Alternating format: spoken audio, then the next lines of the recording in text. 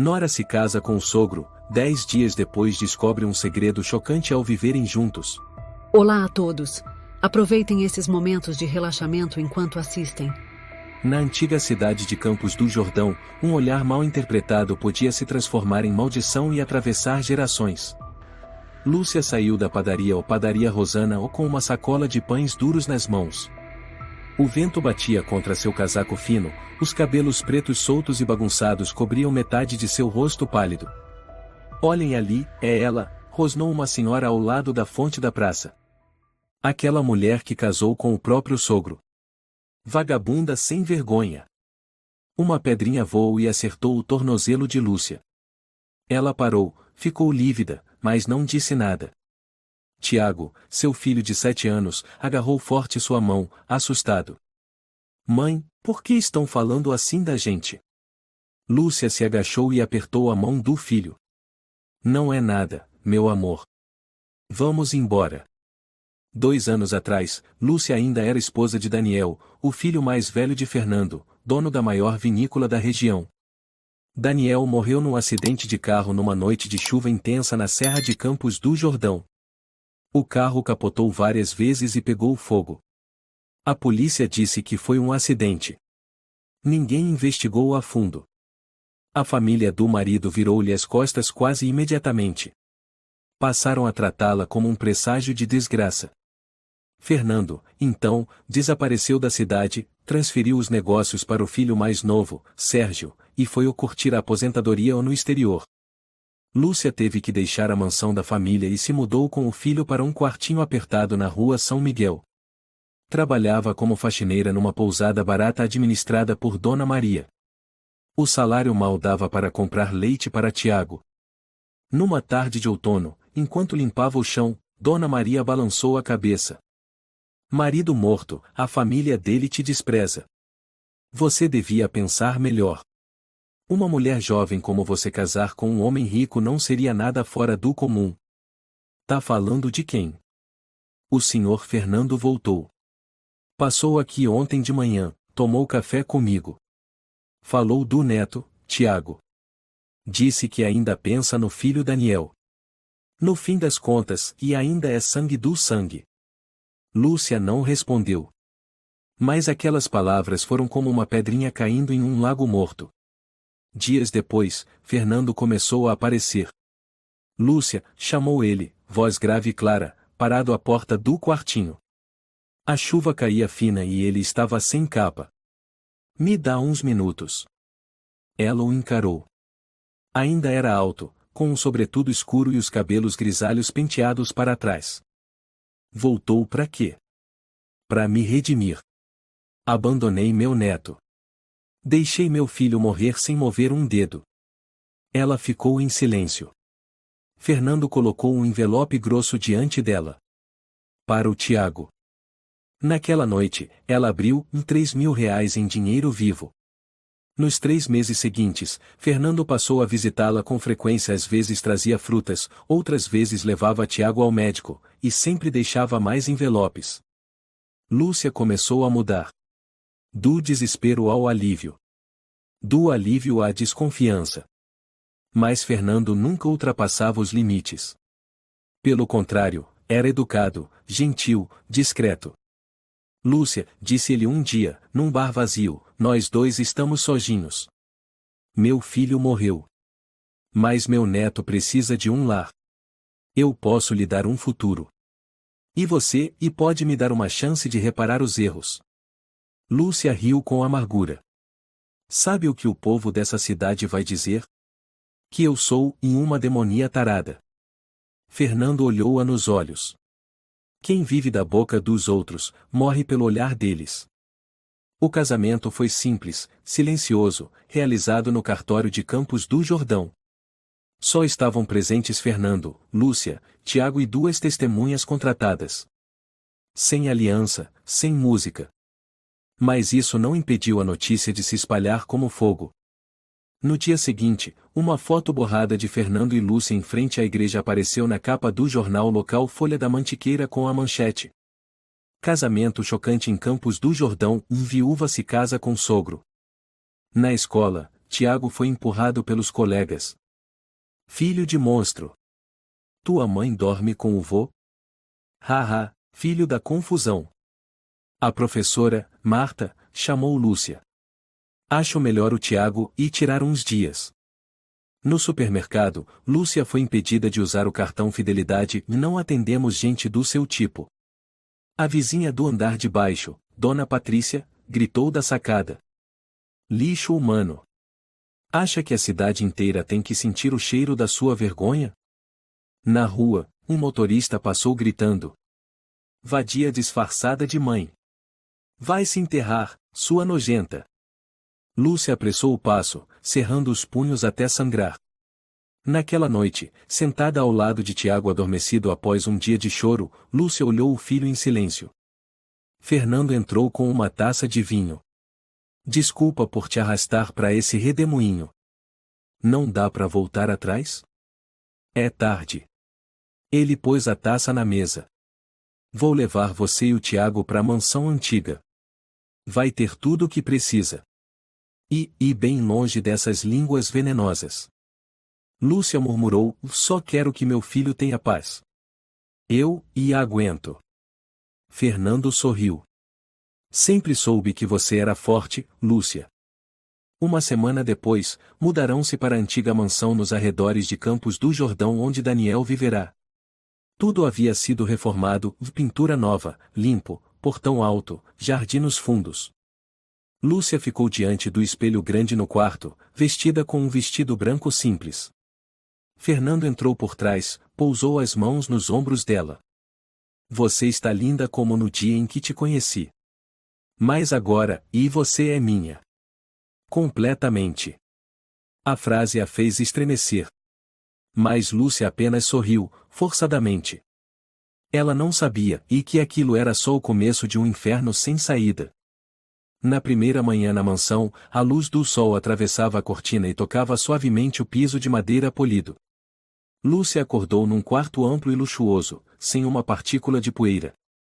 Tudo parecia já preparado. Fernando estava sentado numa poltrona, lendo Folha de São Paulo, os óculos de leitura escorregando pelo nariz. Bom dia, Lúcia, disse sem levantar os olhos. Pedi pão francês e chá de jasmim para você. Espero que goste. Lúcia assentiu e caminhou devagar até a mesa. Tiago comia cereal, sentado ao lado de uma mulher de meia idade vestida de branco. Essa é a Rosana, disse Fernando. A nova empregada. Vai cuidar da cozinha e ajudar com o Tiago. Rosana levantou o rosto e deu um leve sorriso, encantada, senhora. Lúcia respondeu com esforço. Os 3 primeiros dias passaram tranquilos. Fernando era atencioso, carinhoso. Toda manhã preparava o café, toda noite tomava vinho com Lúcia e falava sobre a juventude, sobre Daniel, sobre arrependimentos. Você sabia, ele disse certa noite à lareira, que toda vez que olho pro Tiago, vejo o Daniel de novo? Os olhos são idênticos. Lúcia desviou o rosto, baixinho, o senhor já se sentiu culpado por não ter investigado direito a morte do seu filho? Fernando bebeu um gole de vinho, ficou em silêncio por um momento. Depois, riu baixo. Algumas mortes, e é melhor esquecer. Pros vivos não ficarem assombrados. Na terceira noite após o casamento, uma chuva forte caiu. Lúcia acordou com o som de uma porta de ferro pesada se fechando em algum lugar da casa. Ela saiu do quarto em silêncio, descalça, com uma vela acesa nas mãos. O corredor era longo e escuro, só o som da goteira pingando do telhado. Tem alguém aí? Ela sussurrou. Ninguém respondeu. Ao voltar para o quarto, viu Fernando já sentado na cama. Usava um robe preto, as mãos repousadas sobre os joelhos. Vai aonde assim, no meio da tempestade, Lúcia? Ouvi um barulho, achei que fosse a Rosana. A Rosana foi embora hoje à tarde. Por enquanto, só estamos nós 3 nesta casa. Lúcia parou. Por que eu não sabia disso? Você não precisa saber de tudo. Fernando se levantou, foi até a escrivaninha e pegou um envelope. A partir de amanhã, você vai receber o dinheiro da semana aqui dentro. Não faça perguntas. Tudo o que eu faço tem um motivo. Na manhã seguinte, Lúcia saiu até o portão da frente para pegar o jornal. Ela se assustou, todo o portão de ferro havia sido substituído por uma estrutura automática de 4 camadas, com trava eletrônica. O que é isso? Ela perguntou. Fernando saiu do jardim, segurando uma tesoura de poda. Segurança. Você não quer que os curiosos lá fora venham te perturbar, não é? Mas, e precisava de 4 camadas de tranca e câmera no portão? Ele a olhou e sorriu, e não deixe a sua imaginação estragar essa felicidade. Lúcia começou a notar mudanças estranhas na casa. Sempre que entrava na sala de estar, as câmeras giravam lentamente, acompanhando seus movimentos. No teto, pequenos olhos pretos piscavam luzes vermelhas. Ela entrou no banheiro e levou um susto ao ver uma microcâmera instalada acima da pia. O que é isso, pelo amor de Deus? Ela gritou. Fernando surgiu atrás dela como uma sombra. Segurança pessoal. Você sabia quantas mulheres são atacadas dentro do próprio banheiro? Mas só estamos nós 3 aqui. Ele a encarou profundamente, e não estou falando de estranhos. Estou falando do medo dentro da sua cabeça. Em outra noite, enquanto Fernando saía para um jantar com o prefeito, Lúcia subiu discretamente ao 3º andar, onde antes era o escritório de Daniel. A porta estava trancada. Mas a fechadura era antiga. Usando um grampo de cabelo, ela conseguiu destrancar. No pequeno cômodo empoeirado, entre livros velhos, havia um armário de aço destrancado. Ela o abriu e seu coração quase parou. Dentro, havia vários desenhos a carvão de mulheres amarradas, bocas abertas como se gritassem, olhos cheios de pavor. Algumas tinham as roupas rasgadas, outras encolhidas como se fossem ser agredidas. Lúcia virou os desenhos. Atrás, havia anotações numa caligrafia familiar. Fase 1, medo. Fase 2, negação. Fase 3, ruptura. Ela ficou tonta. O ar ao redor parecia virar cola espessa. Num canto do cômodo, havia uma pequena porta de madeira trancada. Do vão por baixo, vinha um cheiro estranho, ácido, químico, uma mistura de desinfetante com mofo. Lúcia recuou. O estômago embrulhado. Ela voltou para o quarto e ficou encolhida no canto da cama até Fernando chegar. Ele tirou o casaco e se aproximou. Encontrou algo? Lúcia tremia. Eu não entendo o que o senhor está fazendo. Eu confiei em você. Fernando colocou a mão em seu ombro e apertou levemente. Sabe o que faz uma mulher chorar por mais tempo? Me solta. Não tenha medo. Eu só quero aperfeiçoar a ciência. Você vai me ajudar, Lúcia. Você é especial. Na manhã seguinte, sobre a mesa do café, havia um comprimido azul dentro de um copo de vidro. Vitamina, disse Fernando. Faz bem para a memória. Lúcia desconfiou. Não vou tomar algo que não sei o que é. Ele não se irritou. Apenas inclinou a cabeça e a encarou por muito tempo. Então hoje não tem mesada. Lúcia ficou em silêncio. Depois, tomou o comprimido. A partir desse dia, toda manhã o comprimido azul reaparecia. Após 3 dias, ela começou a sentir dificuldade de manter o pensamento claro. Tudo ficava enevoado, como se uma névoa espessa encobrisse a realidade. No jantar, Fernando começou a impor novas regras. Apenas 3 frases por refeição. Sempre caminhar no sentido da luz das câmeras. Proibido escrever diário ou usar celular pessoal. Lúcia se levantou. O que está fazendo? Isso aqui é uma prisão, não um casamento. Fernando deu um tapa. Frio. Não foi forte, mas carregava intenção. E disse, sem mudar de tom. Você não é um objeto. Você é uma amostra viva de experimento. Tiago passou a ser mantido no andar de baixo, totalmente isolado. Todos os dias, Rosana só abria a tela por alguns minutos para que mãe e filho pudessem se ver.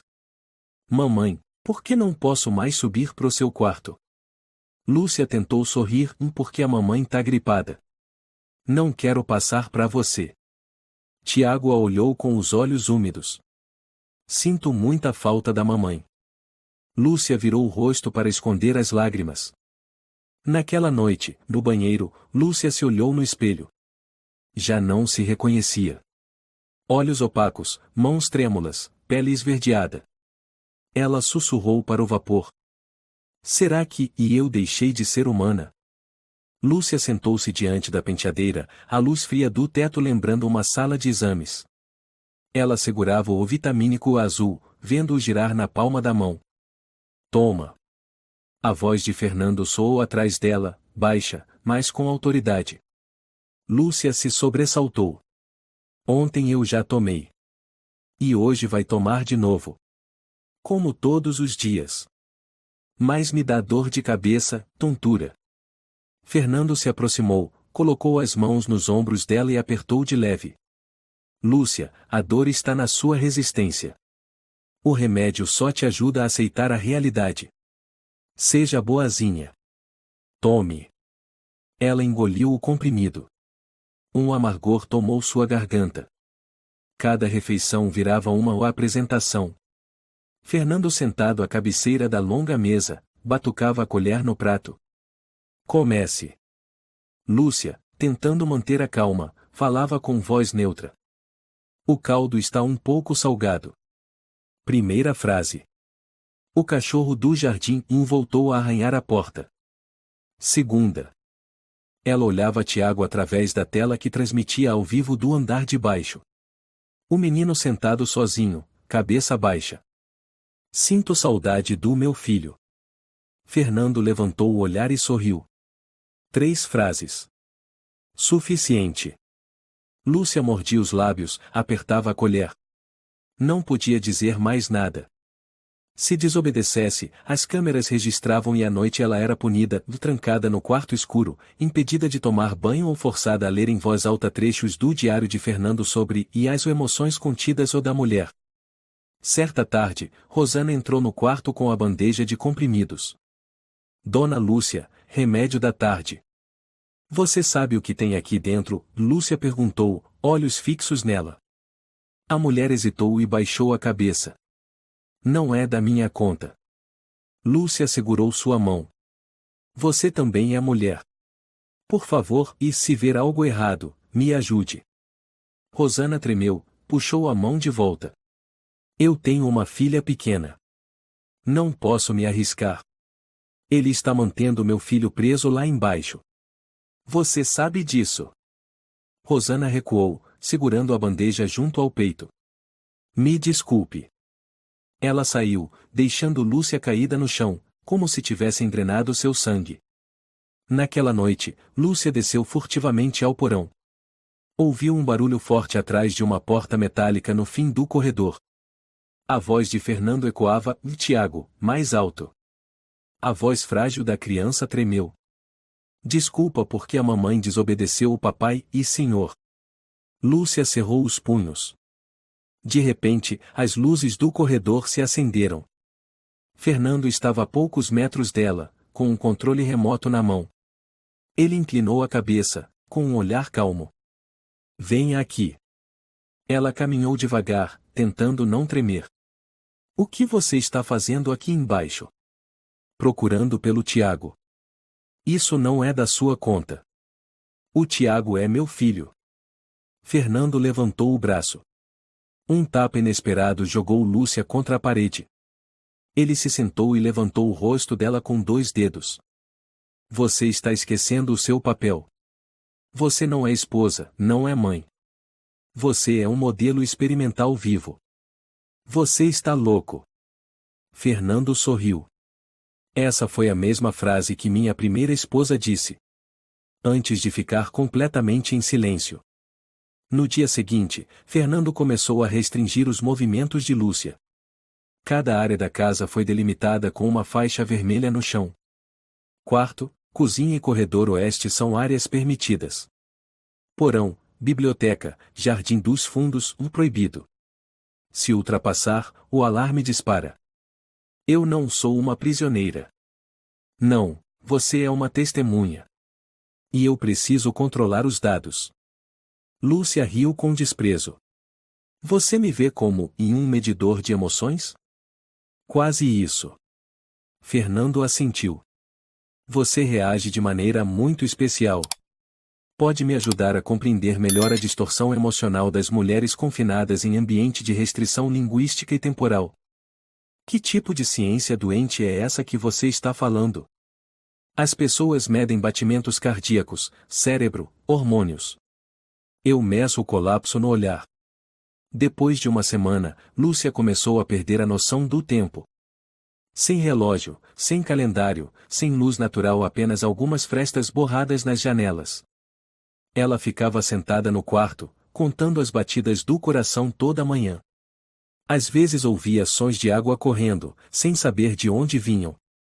Uma vez, ela perguntou a Fernando: Que horas são agora? Você não precisa saber. E há quantos dias eu não saio de casa? Não importa. Eu quero ver o Tiago. A tela já está aí para isso. Eu quero abraçar ele. Não pode.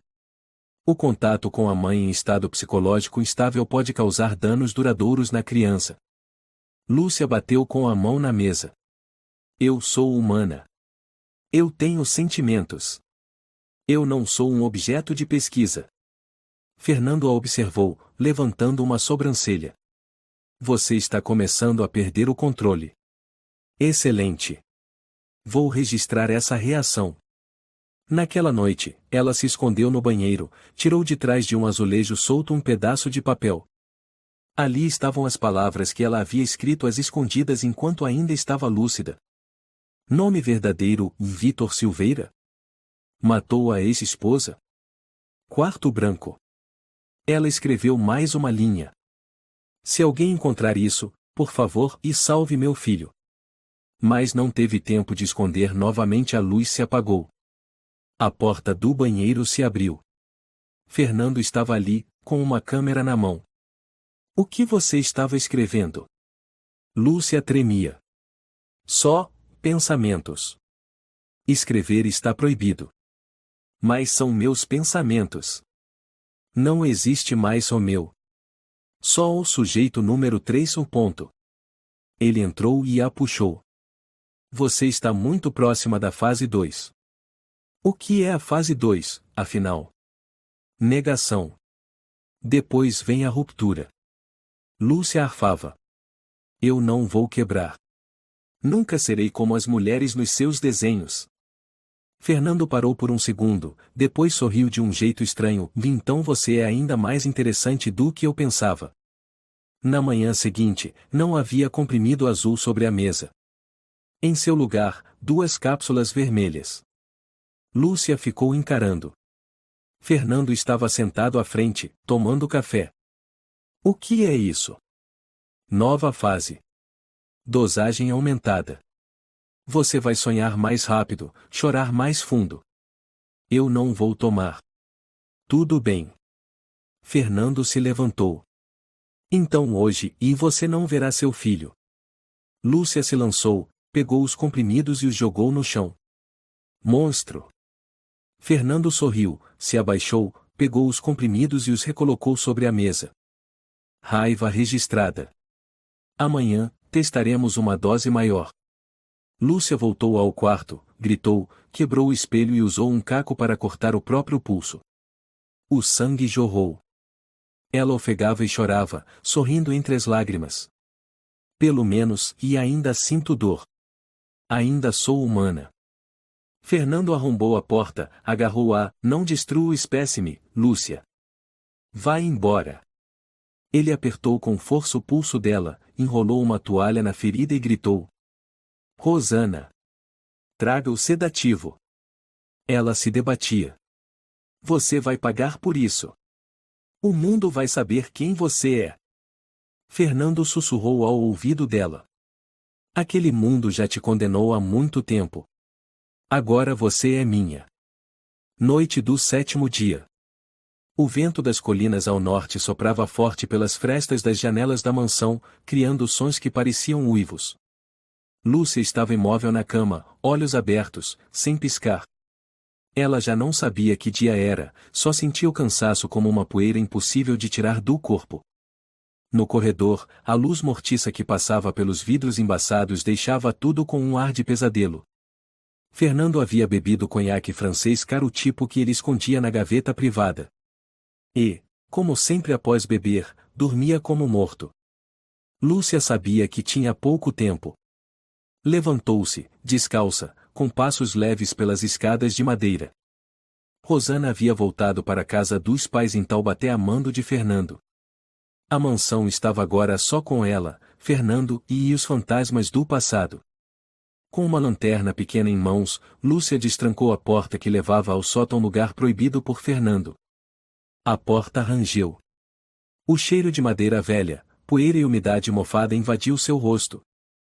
O feixe da lanterna passou por caixas de papelão cobertas de tecido, estantes empoeiradas com teias de aranha, até parar numa parede ao fundo, onde uma tábua de cor diferente se sobressaía. Lúcia se aproximou, usou uma faquinha que havia escondido da cozinha e forçou a abertura. Um compartimento secreto se revelou. Ela enfiou a mão e sentiu algo embrulhado em tecido. Puxou. Era um caderno de couro marrom, amarrado com um fio de cobre oxidado. O coração de Lúcia quase parou. Na capa, gravado em baixo relevo, estava um nome, Visabel. Ela voltou para o quarto, trancou a porta, fechou as cortinas, acendeu uma vela e cortou o fio com a ponta da faca.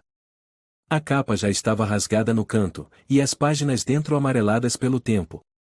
A primeira frase, tremida mais nítida, dizia: "Se alguém encontrar este caderno, por favor, queime-o. Mas se ele ainda estiver vivo, e use-o para enterrá-lo." Lúcia estremeceu. Suas mãos tremiam ao virar cada página. 4 de janeiro. Hoje, Fernando disse que me ama. Mas a forma como ele me olha, e não é amor. É posse. Como uma cobra enrolada no meu pulso. 11 de janeiro. Ouço arranhões à noite. Mas não na porta. Vem da parede. Ele instalou um gravador atrás do meu travesseiro. Disse que era para registrar o estado de sonambulismo. Eu nunca fui sonâmbula. Lúcia virou rapidamente até o meio do caderno. Ali, a tinta estava mais escura, a letra mais apressada. 3 de fevereiro. Estou trancada num quarto branco. Sem janelas. Sem som. Apenas uma luz branca direto no rosto. As refeições chegam por uma abertura na porta. Não sei se é dia ou noite. Depois de 20 dias, eu ouvi a voz da minha mãe me chamando. Mas ela já morreu. Lúcia engasgou, os olhos marejados. 18 de março. Estou grávida. Não sei desde quando. Suspeito que Fernando me violentou enquanto eu estava sedada. Ele disse que isso era um experimento emocional sobre o que uma mulher sente ao ser forçada à maternidade sob controle. 21 de outubro. Dei à luz uma menina prematura. Ele levou o bebê. Disse: preciso medir o quanto a dor da perda de um filho afeta uma mulher.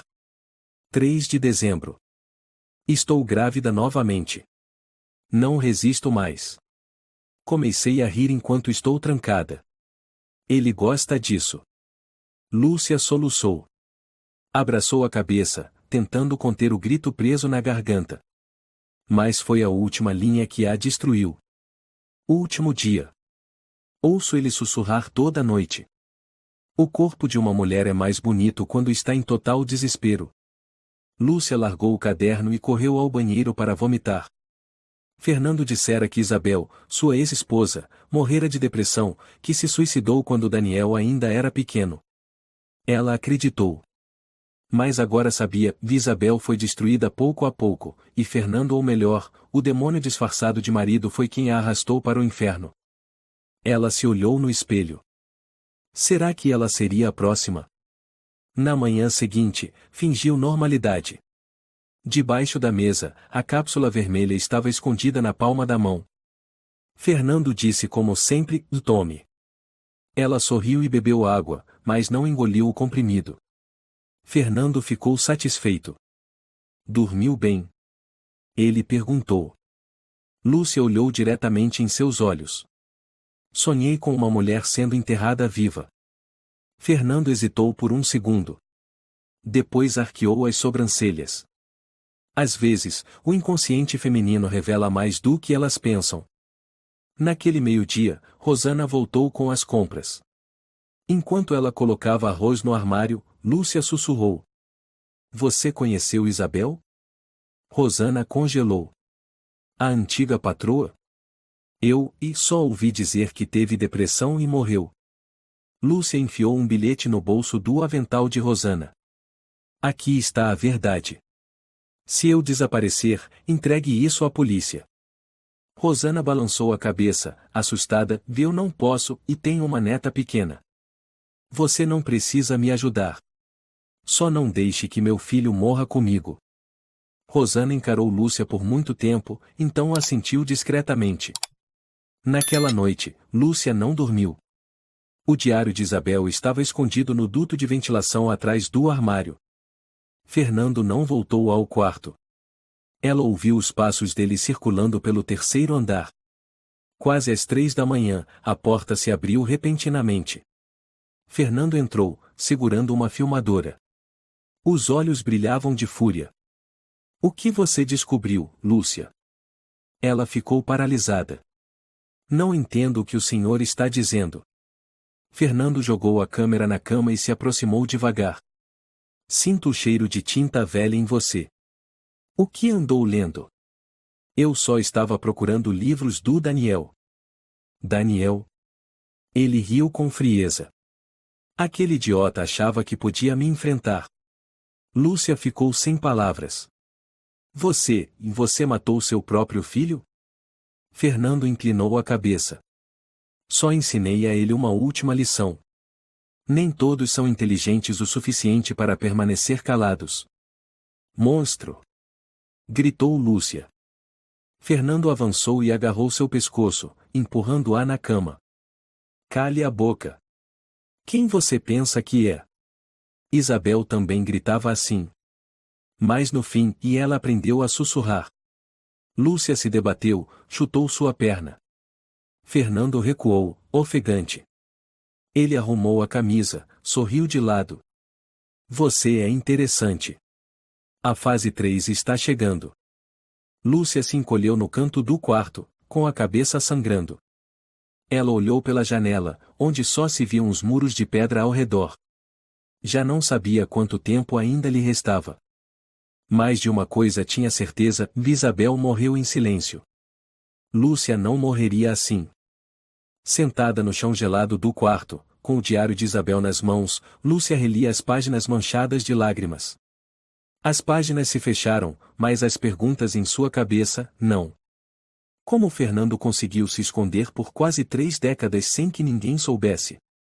Como conseguiu mudar de nome, e se casar com a própria nora?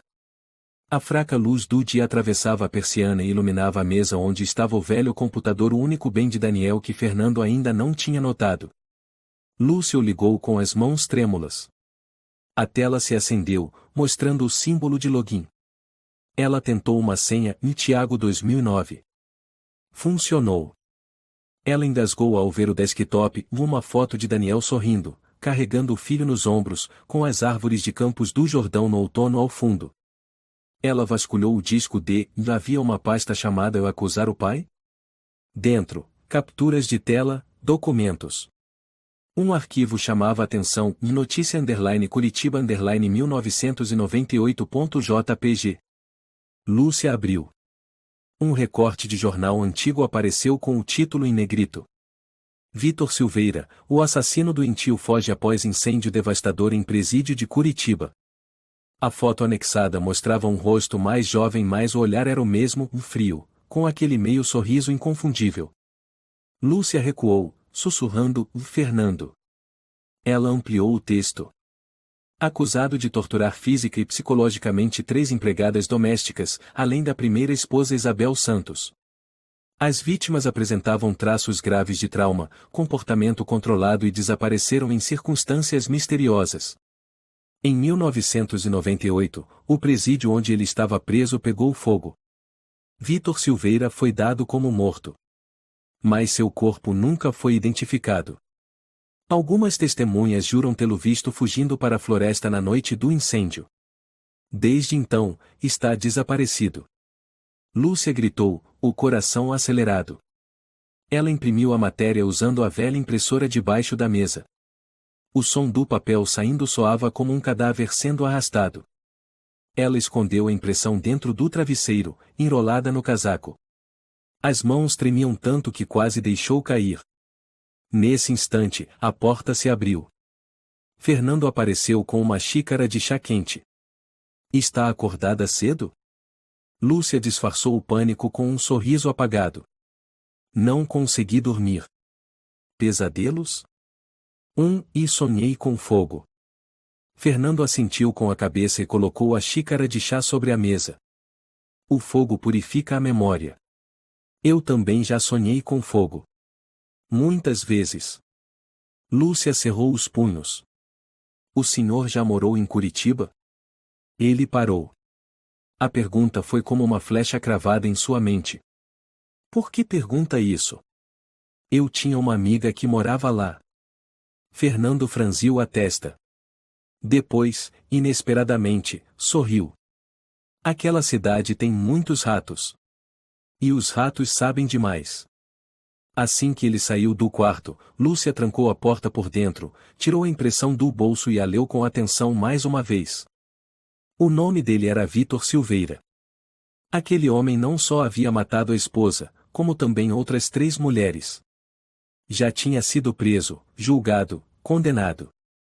Então por que agora ele podia viver como um respeitável cavalheiro em Campos do Jordão? Ela se lembrou do olhar de Daniel, das vezes em que ele sussurrava. Eu não confio no meu pai. Talvez tenha sido Daniel quem descobriu o passado. E por isso, teve que morrer. Naquela tarde, Lúcia fingiu estar tonta. Rosana, embora receosa, deixou que ela descansasse no antigo escritório de Daniel. Na estante, Lúcia encontrou um caderno de couro preto, onde Daniel anotava vários códigos. Uma anotação chamou a atenção. Vitor N. igual CPF 265.982.188, Justiça. Lúcia copiou o número na palma da mão. À noite, quando Fernando dormia profundamente depois de algumas taças de vinho, ela desceu até a sala do computador no porão. O site antigo do Ministério da Justiça apareceu na tela. Ela digitou o número no campo de busca de processos. Houve resultado. Um arquivo PDF se abriu.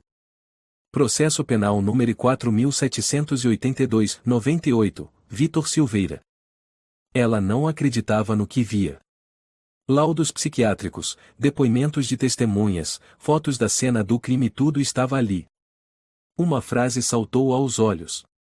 A terceira vítima foi encontrada com um diário manuscrito descrevendo métodos de tortura psicológica aplicados pelo réu. Lúcia murmurou. Ele já fazia isso antes mesmo da Isabel. Na manhã seguinte, ela encarou Fernando à mesa. Ele cortava um ovo mole, com expressão tranquila. Lúcia o olhou diretamente. O senhor conhece alguém chamado Vítor Silveira? A faca parou no ar. Nunca ouvi falar. Por que pergunta? Li uma reportagem antiga e ele tem um olhar idêntico ao seu. Fernando pousou a faca, apoiou os cotovelos sobre a mesa. Lúcia, e parece que você está cavando onde não devia. Só estou tentando descobrir quem é de verdade o homem com quem eu convivo. Eu tenho o direito de saber, não tenho? Fernando assentiu levemente, riu. Direito? Você acha que existe essa palavra aqui? Aqui só existe ou permissão ou proibição. E eu não permito que você continue buscando esse nome. Eu sei quem o senhor é. O silêncio caiu como um manto. Fernando se levantou, caminhou lentamente ao redor da mesa, aproximando-se de Lúcia. O que exatamente você sabe? O senhor é um assassino. Torturou, matou 3 mulheres. Matou a Isabel. E matou o Daniel. Fernando ergueu o rosto e soltou uma risada longa, grave, arrepiante. Ha ha ha. Finalmente você chegou lá. Muito bem. Lúcia recuou. Eu não tenho mais medo de você. Não? Sussurrou Fernando, chegando bem perto. Então prepare-se para entrar na fase final. Que fase? A fratura. Naquela noite, Lúcia foi até o canto da escada onde o sinal de celular era menos fraco. Tentou enviar uma foto da reportagem para o e-mail de um velho amigo de Daniel, o inspetor João Moreira, que trabalhou na Polícia Civil. Mas o sinal era fraco demais. Só conseguiu enviar metade da imagem. Ela não sabia se João conseguiria ler e mais precisava tentar. Lúcia não dormiu. Ficou deitada, ouvindo cada passo de Fernando no andar de cima. Ele estava preparando alguma coisa, ela sentia isso. Ela sussurrou para si mesma. Se eu morrer, ao menos o mundo vai saber quem ele é. Noite. A chuva fria caía com fúria. Lúcia estava sentada no quarto, os olhos fixos na tela borrada do monitor que exibia Tiago dormindo, encolhido sob um cobertor fino no porão. O menino se mexia, murmurando algo no sono. Ela colocou a mão no peito. Parecia que seu coração estava sendo esmagado. A voz de Fernando ecoava em sua mente. Se você ousar sair daqui, nada mais garante a segurança do seu filho. Mas naquela noite, ele estava bêbado.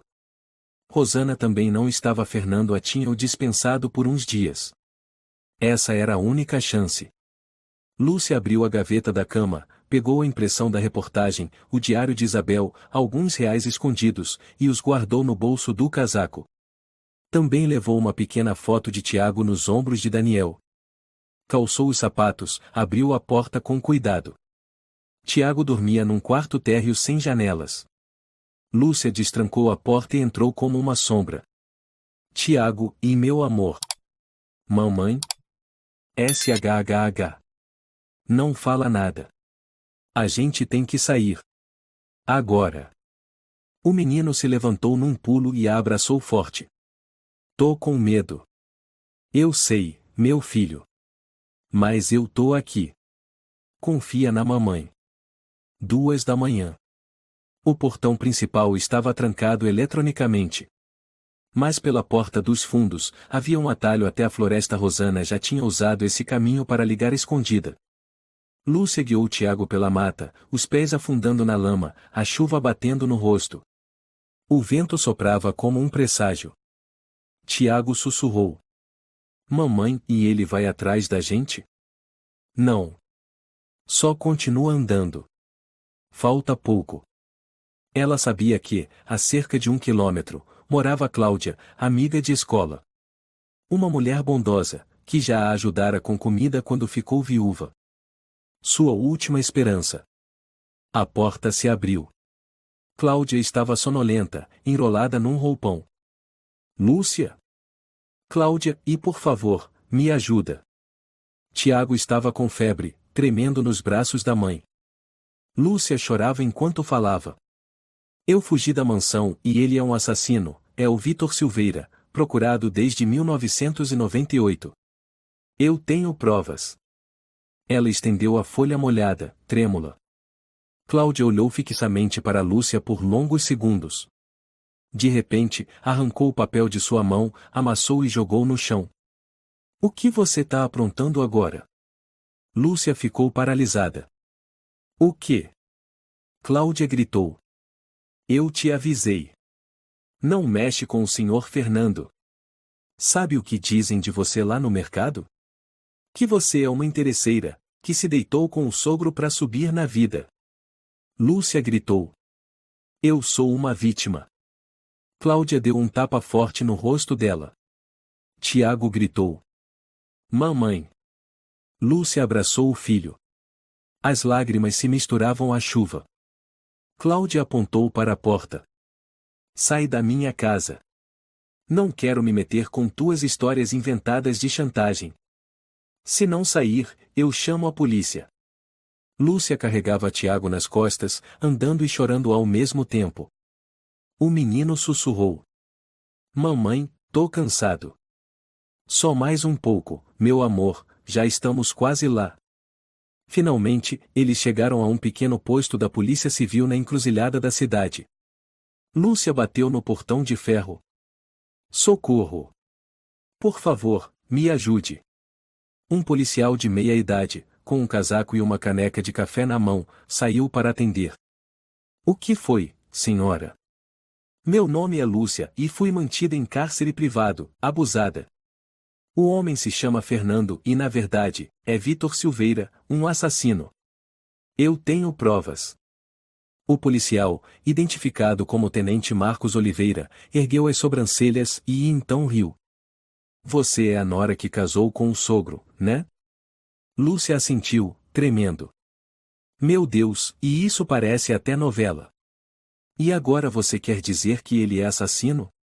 Vai escrever um livro? Não, eu tenho documentos, por favor, leia. Ela tirou a impressão do bolso e lhe entregou. Ele pegou, deu uma olhada rápida e balançou a cabeça. A imagem está borrada. Quem vai comprovar alguma coisa? Além disso, e não tem documento oficial, nem laudo médico, nenhuma testemunha. O diário. Eu tenho o diário da esposa dele. E você guarda onde? Nessa bolsa ensopada? Lúcia ficou paralisada. Tinha esquecido que o diário estava no bolso do casaco, agora molhado, rasgado, com várias páginas borradas. Por favor, verifique o registro criminal. O nome dele é Vitor Silveira. Já foi condenado em Curitiba.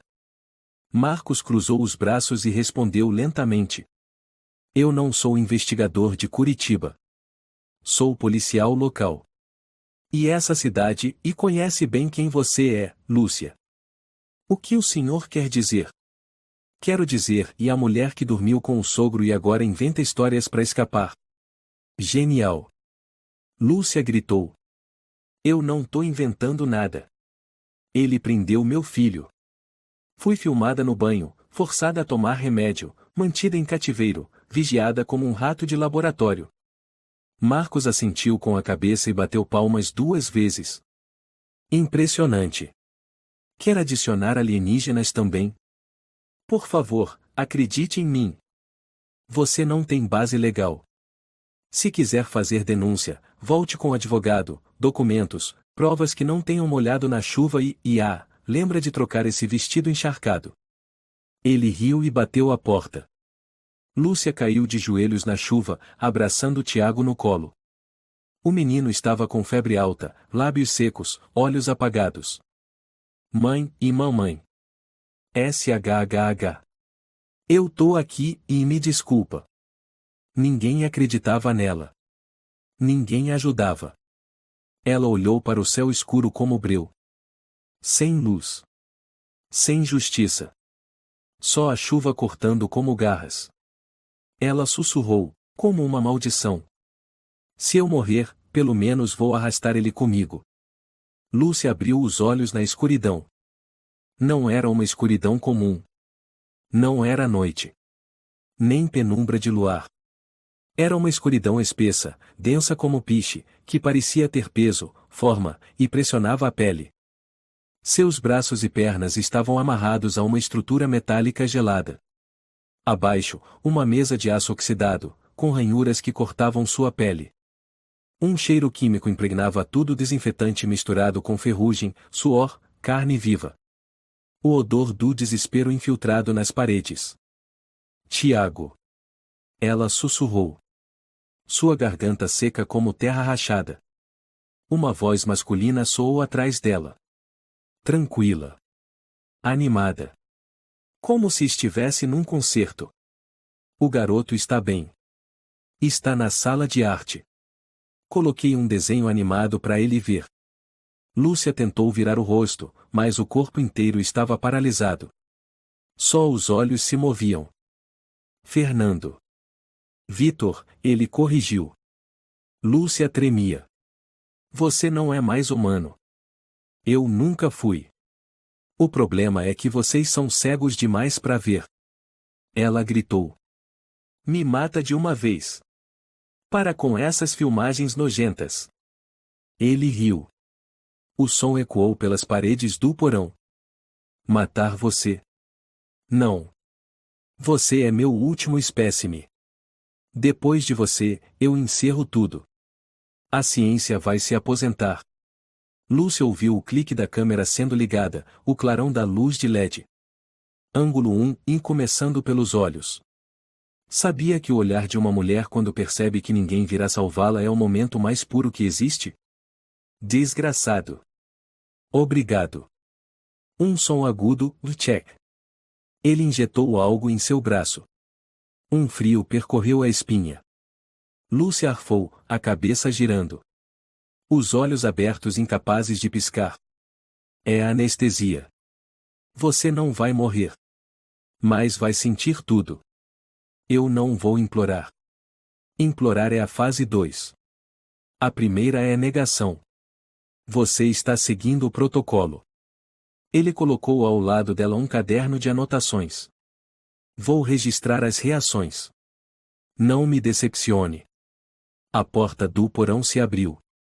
Uma figura entrou. Era Rosana. Uma esperança tênue surgiu nos olhos de Lúcia. Rosana, por favor, e me salva. Rosana não a olhou. Respondeu baixinho. Me desculpa. Você leu o diário da Isabel. Você sabe quem ele é. Minha filha, e ela tem problema no coração. Fernando ameaçou e eu não pude. Você está ajudando ele a me matar. Rosana recuou, lágrimas escorrendo. Me perdoa, Lúcia.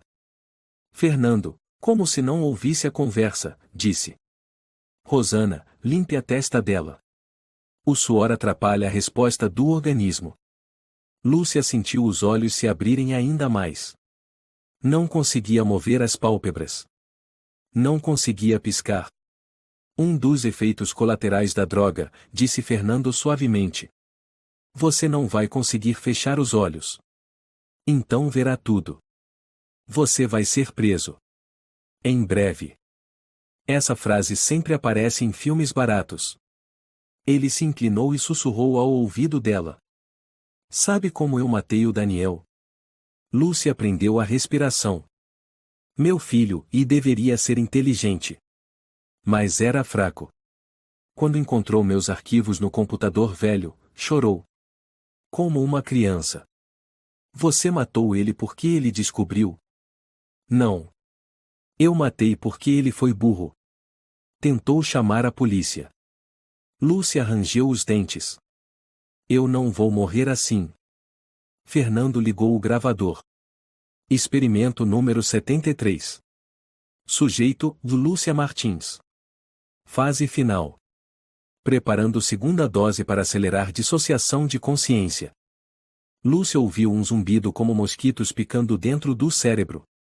Tentou gritar, mas a garganta já estava entorpecida.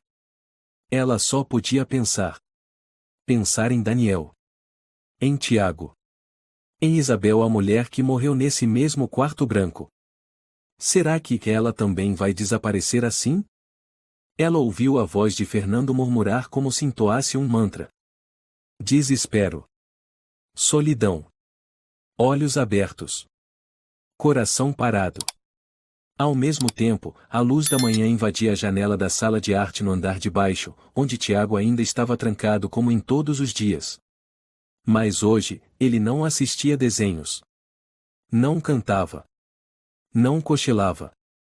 Ele permanecia imóvel, os olhos fixos na tela que exibia imagens da mãe amarrada no porão, cenas que Fernando deixava rodando como forma de ameaça. Ele vai punir sua mãe se você não se comportar, Rosana costumava dizer. Tiago sabia que era só uma criança, mas hoje, ele não queria mais ser obediente. Ele abriu a caixa escondida sob a mesa. Dentro, o pedaço de papel que a mãe havia enfiado às pressas antes de serem separados, dias atrás. Era uma imagem borrada de uma reportagem. Vitor Silveira, assassino, foge da prisão de Curitiba em 1998. Ele se lembrou do que a mãe sussurrou ao abraçá-lo pela última vez. Se um dia a mamãe não estiver mais, e leve isso para um adulto bom. Rosana entrou com uma bandeja de café da manhã. Vamos, Tiago, hoje tem bolinho de leite e suco de laranja. Eu quero comer depois. Você não está se sentindo bem? Quero desenhar. O senhor disse que eu precisava desenhar um rosto triste.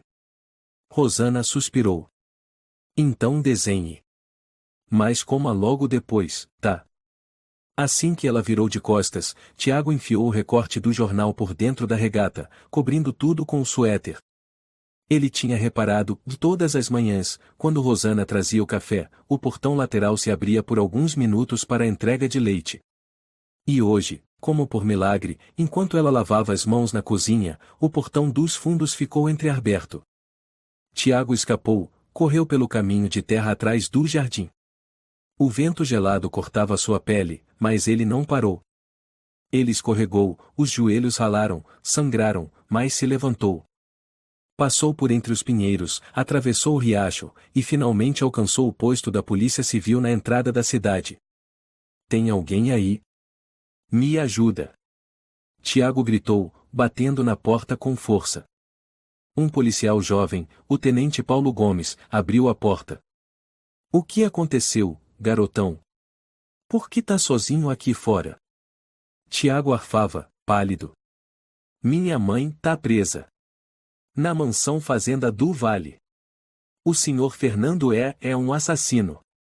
Paulo franziu a testa. Calma. Qual é o seu nome? Tiago Martins. Minha mãe é Lúcia. Por favor, ela tá morrendo.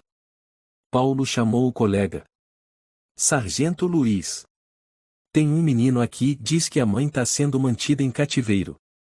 Sargento Luiz, um homem de uns 50 anos, de expressão dura, apareceu. Você falou do senhor Fernando? O velho que casou com a nora? Não é Fernando. É Vitor Silveira. Ele matou gente em Curitiba. Tiago tirou de dentro da roupa o recorte amassado e borrado do jornal, mas ainda com o rosto de Fernando visível. Luiz olhou a imagem e arregalou os olhos. Meu Deus!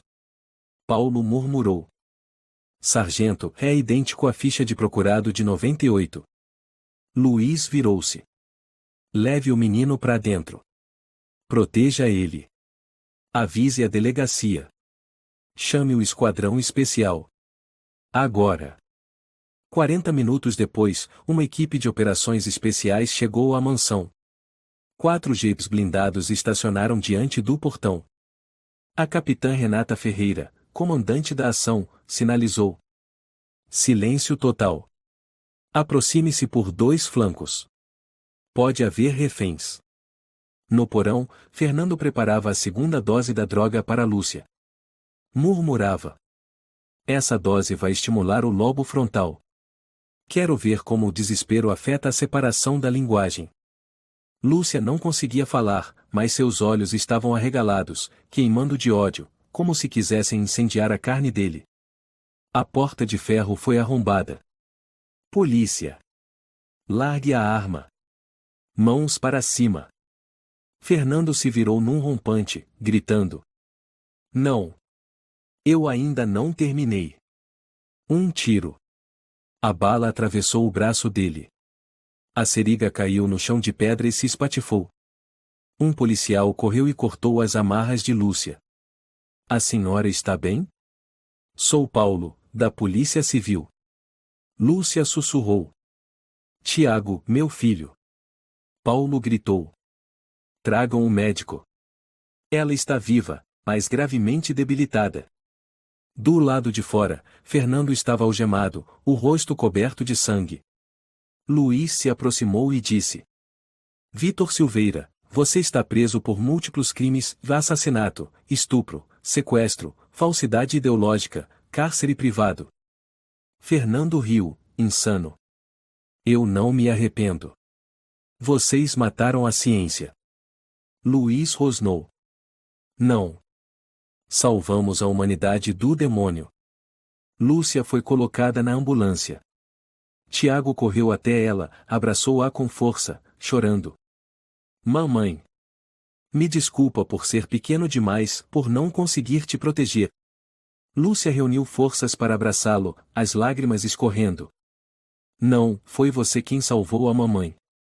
Rosana também foi levada algemada, cabisbaixa. Lúcia a olhou com raiva nos olhos. Rosana murmurou. Eu só queria salvar minha filha. Lúcia virou o rosto. Nenhuma palavra de perdão. Na manhã seguinte, os noticiários explodiram por todo o Brasil. Vítor Silveira, o demônio que voltou, é preso após 27 anos foragido. A sobrevivente Lúcia Martins e seu filho Tiago são celebrados como heróis. O julgamento foi realizado 3 meses depois no Tribunal Central de São Paulo. Mais de 100 repórteres, nacionais e estrangeiros, estavam presentes. Câmeras se alinhavam na entrada. Lúcia chegou com seu advogado. Usava uma camisa branca, o rosto firme, os olhos retos, sem desviar de nenhum olhar. Ao lado dela, Tiago estava calado, segurando a foto de Daniel, o pai que ele agora entendia ter sido morto por ousar enfrentar o monstro. A juíza era a doutora Joana Mendes, conhecida por ser implacável com criminosos sexuais. Ela olhou para o réu, onde Fernando ou Vítor Silveira estava amarrado com contenções especiais, inexpressivo. Declaro iniciada a sessão do processo penal número 487 de 25. Réu, Vítor Silveira. O promotor, Dr. Álvaro Rocha, se levantou. Sua voz firme ecoou. Excelência, o réu responde por 12 acusações: homicídio, estupro, sequestro, cárcere privado, falsidade ideológica, abuso infantil, produção de material de tortura, manipulação psicológica, destruição de provas, fuga da justiça, abuso de poder no casamento, e condutas desumanas mantidas por 3 décadas. Murmúrios tomaram conta da sala. Álvaro olhou para Fernando. E ainda tem coragem de chamar esses atos de ciência? Fernando sorriu com frieza. Eu apenas fiz o que a humanidade teme nomear. Eu estudei emoções, não cometi crimes. Vocês são fracos demais para entender. Lúcia se levantou. Fraqueza não é sentir. Fraqueza é precisar amarrar uma mulher para se sentir homem. A juíza bateu o martelo. Ordem no tribunal. A testemunha chamada foi Rosana Silva, a empregada. Ela subiu ao púlpito, tremendo. Sim, eu vi ele amarrar a Lúcia. Tinha câmeras no banheiro. Tinha remédios. O diário da Isabel. Eu sei, e eu não sou inocente. Me desculpem. O advogado perguntou. Por que não denunciou antes? Porque minha filha tem problema no coração, ele ameaçou, eu escolhi a covardia. Lúcia a olhava. O olhar já não era de ódio, mas também não havia perdão. Rosana baixou a cabeça e desceu do púlpito como alguém que acabará de receber a sentença mais pesada, vá da própria consciência. Tiago também foi levado ao tribunal com o apoio de uma psicóloga. A juíza perguntou. Você está pronto para dizer a verdade? O menino assentiu. Eu vi o senhor Fernando aplicando injeção na minha mãe. Eu vi ela amarrada. Eu fugi, levei a foto para a polícia civil. Você ficou com medo? Fiquei. Mas eu sabia que se eu não fizesse nada, minha mãe não ia sobreviver. Um soluço leve soou das cadeiras do fundo. Joana falou suavemente. Você é uma criança corajosa. O advogado de defesa tentou alegar o transtorno obsessivo-compulsivo e delírio químico. Mas quando o Instituto Médico Legal apresentou um trecho de vídeo gravado pela câmera no quarto branco, mostrando Lúcia imóvel, olhos abertos, sem piscar, Fernando dizia: o corpo de uma mulher é mais bonito quando está em total desespero. A sala ficou em completo silêncio. Alguns taparam a boca. Houve jornalista que chorou.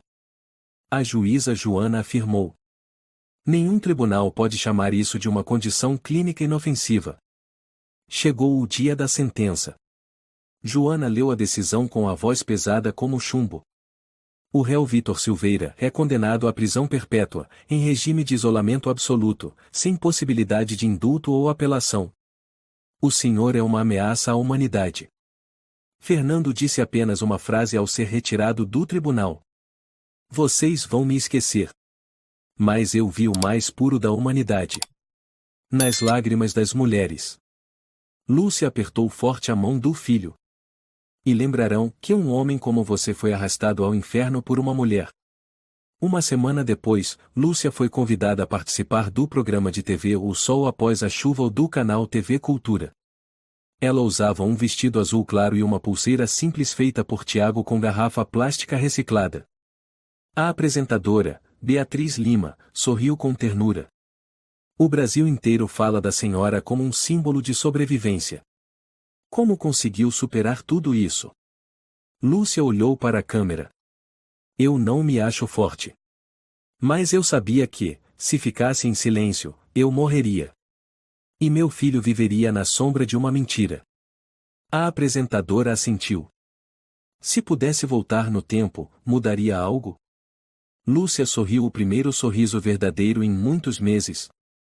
Eu salvaria meu filho de novo. Mas, desta vez, falaria desde o primeiro dia. Dias depois, bateram à porta da casa provisória onde Lúcia e Tiago estavam morando. Dona Patrícia, a antiga vizinha que já a havia chamado de "o vagabunda disfarçada de mãe", estava ali com um cesto de pães nas mãos. Lúcia, eu vim pedir desculpas. Lúcia a encarou em silêncio. Patrícia continuou. Eu estava errada. A cidade inteira estava. Acreditamos no que era mais fácil sem imaginar que você estava vivendo um inferno. Outro morador, seu Antônio, dono da oficina, também apareceu, com seu boné marrom surrado.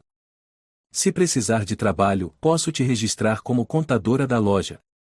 Lúcia disse calmamente. Eu não preciso de piedade. Eu preciso que ninguém mais vire o rosto quando uma mulher grita por ajuda. Antônio assentiu. Você tem razão. No final daquele ano, Lúcia se tornou o rosto da organização Fundação Vidas Livres, especializada em apoiar mulheres vítimas de violência e controle psicológico. Eles estamparam um grande cartaz com a frase: Nenhuma ciência tem direito de transformar mulheres em cobalias. Lúcia Martins. Numa manhã de primavera, Lúcia e Tiago estavam sentados no Parque Central de Campos do Jordão. O menino segurava um picolé, rindo alto. Eu te vi na TV ontem, mãe. É. Falei muito mal. Não. Achei você parecida com uma super-heroína. Lúcia abraçou o filho. O céu estava azul, límpido. Não havia mais escuridão. Às vezes, a dor mais profunda não vem dos monstros, mas do silêncio dos que nos cercam. Lúcia foi desprezada pela sociedade, aprisionada na escuridão do desespero, mas foi a coragem e o amor de mãe que a salvaram. Essa história nos lembra, e nunca subestime a voz de uma vítima, e nunca vire as costas diante de uma injustiça. A justiça pode tardar, mas enquanto houver quem ouse se levantar, ainda haverá esperança. A luz sempre vencerá a escuridão. Acredite. E não se cale. Se você gostou desta história, convidamos você a dar um like e se inscrever em nosso canal. Seu apoio nos motiva a continuar trazendo histórias comoventes quase todos os dias. Estamos muito agradecidos pelo seu apoio. Até breve.